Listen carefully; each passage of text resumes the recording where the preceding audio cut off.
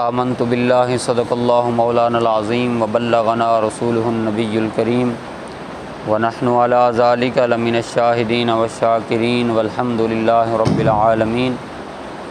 क़ाल अल्लाहु तबारक व तआला फ़ी शानि हबीबिही मुख़बिरन व आमिरा इन्नल्लाह व मलाइकतहु युसल्लूना अलन नबी या अय्युहल्लज़ीना आमनू सल्लु अलैहि व सल्लिमू तस्लीमा। दुरूद पाक अल्लाहुम्मा सल्लि अला सय्यिदिना व मौलाना मुहम्मदिन व बारिक व सल्लिम। अस्सलातु वस्सलामु अलैका या सय्यदी या रसूलल्लाह व अला आलिका व अस्हाबिका या सय्यदी या हबीबल्लाह। अल्लाह रब्बुल आलमीन का करोड़ा फ़ज़ल व एहसान जिसकी तौफ़ीक़ के ख़ास से उसके दरबार गहरबार में हाज़िर हैं। दुआ है मेरा मौला हमारी आजज़ाना हाज़िरी अपनी बुलंद बारगाह में कबूल मंजूर फ़रमाए। तो कुर्बानी के हवाले से हमारी गुफ्तगू का सिलसिला जारी था। रब्बे ज़ुल जलाल ने कुरान मजीद फ़ुरक़ान हमीद में इरशाद फ़रमाया फ़सल्लि लिरब्बिका वन्हर, कि ए महबूब अपने रब के लिए नमाज़ पढ़िए और उसकी रज़ा की खातिर कुर्बानी दीजिए। सहाबा कराम रिदवानुल्लाह अलैहिम अजमाइन ने जब हुजूर से पूछा कि या रसूलल्लाह ये कुर्बानियाँ क्या हैं, तो हुजूर ने इरशाद फरमाया सुन्नतु अबीकुम इब्राहीम अलैहिस्सलाम, ये तुम्हारे बाप हज़रत इब्राहीम अलैहिस्सलाम की सुन्नत हैं।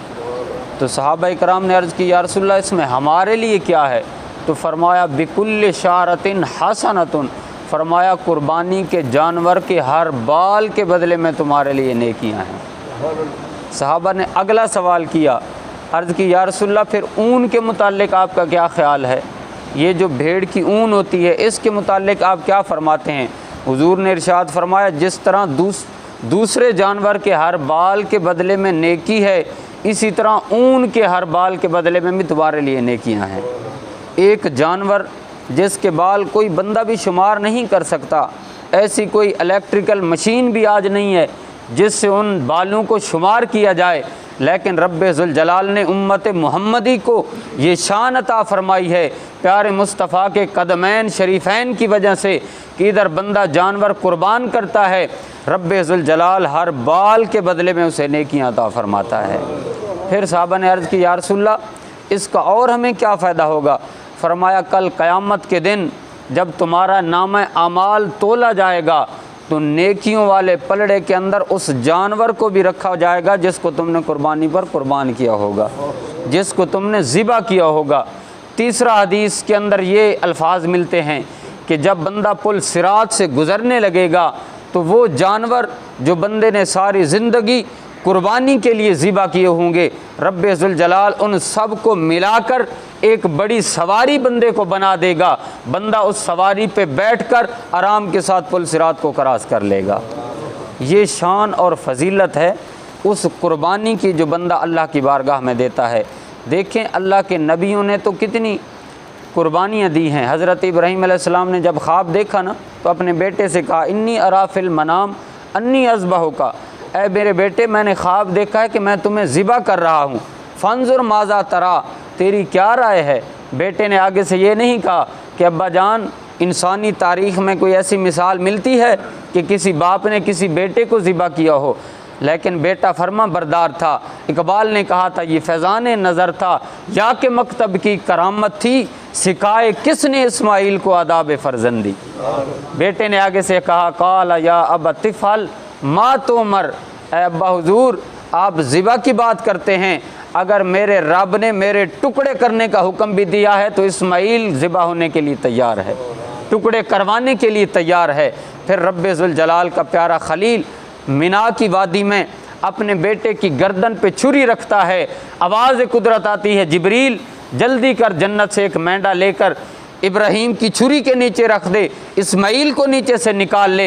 इस्माइल को निकाला जाता है, दुम्बा ज़िबा किया जाता है, आवाज़ कुदरत आती है व फ़दैनाहु बिज़िब्हिन अज़ीम, ऐ इब्राहीम तूने अज़ीम ज़िबा वाली कुर्बानी, अज़ीम कुर्बानी हमारे सामने पेश कर दी है। आवाज़ कुदरत आती है, वहाँ मिना की उन चोटियों से आवाज़ आने लगती है वनादैनाहु अन या इब्राहीम कद सद्दक़्ता रोया इन्ना कज़ालिका नजज़िल मुहसिनीन, ऐ इब्राहीम हमने तो ख्वाब दिखाया था, तूने तो वाकई सच करके दिखा दिया है।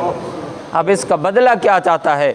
हज़रत इब्राहीम ने कहा होगा कि मौला बदला ये चाहता हूँ, अब क़यामत तक के लिए मेरा ये अमल बाकी रहना चाहिए, मेरी ये याद बाकी रहनी चाहिए। हज़रत इब्राहीम ने ये अमल क्या करके दिखाया? रब्बे ज़ुल जलाल ने क़यामत तक के लिए हर उम्मत पर कुर्बानी को लाजिम करार दिया। और जब प्यारे मुस्तफ़ा की आमद हुई तो हुज़ूर अलैहिस्सलातु वस्सलाम ने ख़ुद आपकी निस्बत से इरशाद फरमा दिया कि लोगों, कुर्बानियाँ मेरे बाप हज़रत इब्राहीम अलैहिस्सलाम की सुन्नत हैं। अब कुर्बानी के मसाइल की तरफ चलते हैं कि कुर्बानी किस बंदे पर लाजिम होती है।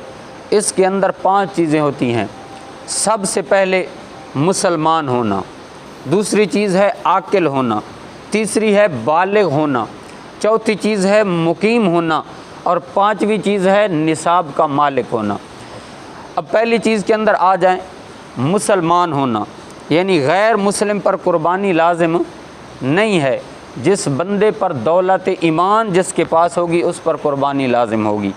दूसरा है आकिल होना, जिसके पास अक्ल व शऊर की दौलत है उस पर कुर्बानी लाजिम होगी, एक पागल मजनून पर कुर्बानी लाजिम नहीं है।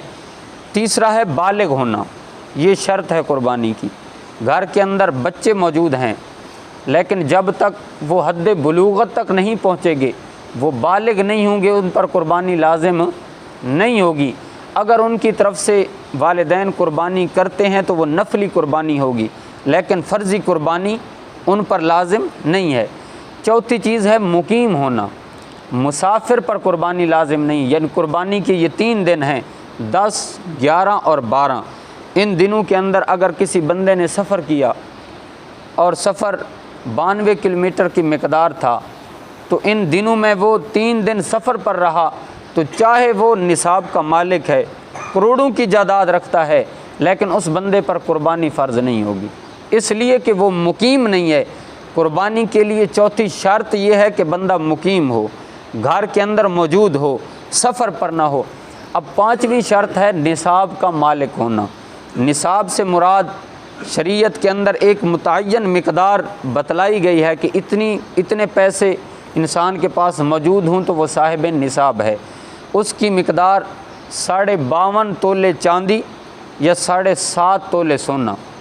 ये हुज़ूर अलैहिस्सलातु वस्सलाम के ज़माना के अंदर जब मुकर्रर किया गया तो इनकी मिकदार बराबर थी, यानी 7.5 तोले सोना, 52.5 तोले चांदी। अगर इसकी रकम को मिलाया जाता तो बराबर बनती थी।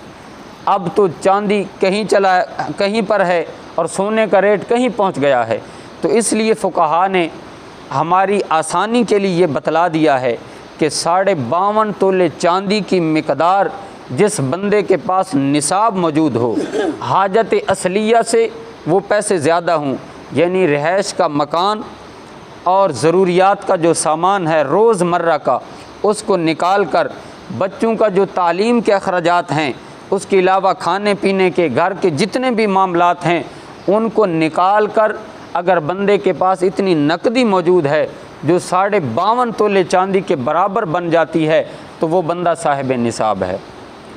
और ज़कात और कुर्बानी के अंदर फ़र्क ये है कि ज़कात के अंदर भी साहिब निसाब होना लाजमी है, यानी 7.5 तोले सोना या 52.5 तोले चांदी का होना लाजमी है।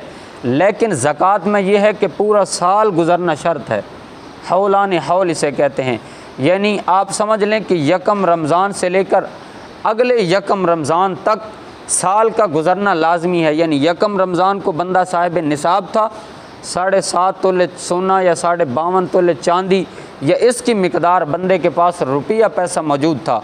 अब अगले साल उसी दिन बंदे के पास इतनी रकम होनी चाहिए, यानी साल इस पे गुज़रे, दरमियान में जो कुछ उतार चढ़ाव होता रहा, साल की पहली तारीख़ और आखिरी तारीख़ इसमें शरई तौर पर एतबार किया जाता है। इन साल के अंदर बंदे के पास बंदा साहिब निसाब रहा, उस पर साल गुज़रा है माल पर, तब ज़कात लाजिम होगी। लेकिन कुर्बानी के लिए ये है 10, 11 और 12 ये 3 दिनों के अंदर बंदा अगर साहिब निसाब है, उसके पास 52.5 तोले चांदी के बराबर कीमत मौजूद है, तकरीबन 1.5 लाख रुपया आप समझ लें। आज के दौर में उसके पास अगर मौजूद है तो बंदा साहिब निसाब है। यानी 10, 11 और 12 इन 3 दिनों में बंदे के पास इतनी रकम मौजूद है तो वो साहिब निसाब है, उस पर लाजमी है कि वो कुर्बानी करे। अब इस हवाले से 2-3 गलत फहमी हमारे यहाँ पाई जाती हैं कि हमारे यहाँ कुर्बानी अक्सर लोग ख़ानदान की तरफ से करते हैं। एक ख़ानदान है, जॉइंट फैमिली है, लोग इकट्ठे चल रहे हैं घर के अंदर, तो वो एक ही कुर्बानी सारे घर की तरफ से की जाती है। तो असल शरीयत का हुक्म ये है कि घर के अंदर मुख्तलिफ़ अफराद मौजूद हैं, उनमें से 3-4 लोग अगर ऐसे हैं जो तनख्वाहें ले रहे हैं, जो साहिब निसाब हैं, कुछ प्लाट भी उनके नाम पर हैं, कारोबार भी उनके नाम पे चल रहा है, 2-3 बंदे अगर ऐसे बन जाएं कि उनमें से हर बंदा साहिब निसाब है, यानी 1.5 लाख के करीब उस हर बंदे के पास अलहदा रकम मौजूद है, तो हर बंदे पर अलहदा कुर्बानी लाजिम होगी।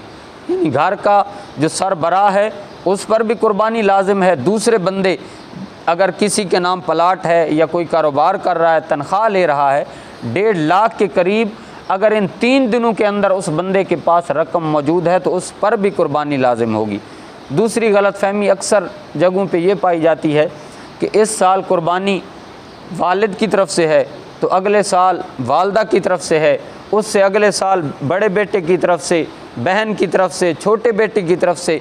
इस तरह भी ये मसला भी जायज़ नहीं है, इस तरह कुर्बानी करना। ये भी समझ लें कि कुर्बानी हर साहिब निसाब पर लाजिम है। यानी कुर्बानी की ये 5 शराइत जो मैंने अर्ज़ की हैं कि मुसलमान होना, आकिल होना, बालिग होना, मुकीम होना और साहिब निसाब होना, ये शर्तें जिस बंदे में पाई जाएंगी उस बंदे पर कुर्बानी लाजिम है। अब तीसरी गलत फहमी जो हमारे यहाँ पाई जाती है वो ये है कि हम कुर्बानी करते हैं, अब कहते हैं ठीक है ये मरहूम की तरफ से हम कुर्बानी कर लेते हैं, यानी फ़लाँ बंदा फ़ौत हो गया है उसकी तरफ से कुर्बानी करते हैं। अब नमाज बदनी इबादत अगर पढ़ी जाए तो बंदे पर फ़र्ज़ है, उसने अदा कर लिया, उसका सवाब तो मरहूम को किया जा सकता है। इसी तरह किसी ने हज किया, उसका सवाब भी मरहूम को किया जा सकता है। लेकिन कुर्बानी चूँकि उस पर फ़र्ज़ है, लाजिम है, अपनी तरफ से करना उस पर लाजमी और ज़रूरी है। अगर मरहूम की तरफ से करनी है तो नफली कुर्बानी अलहदा से करनी होगी। ये जो कुर्बानी फ़र्ज़ी है, जो बंदे पर लाजिम और ज़रूरी है, ये बंदे पर लाजिम है कि अपनी तरफ से जानवर ख़रीदे और उसको अल्लाह ताला की बारगाह में कुर्बान करे। दुआ है रब्बे ज़ुल जलाल हमें इन बातों पर तौफ़ीक़ अमल नसीब फ़रमाए। आमीन व आखिर दावाना अनिल हम्दुलिल्लाहि रब्बिल आलमीन।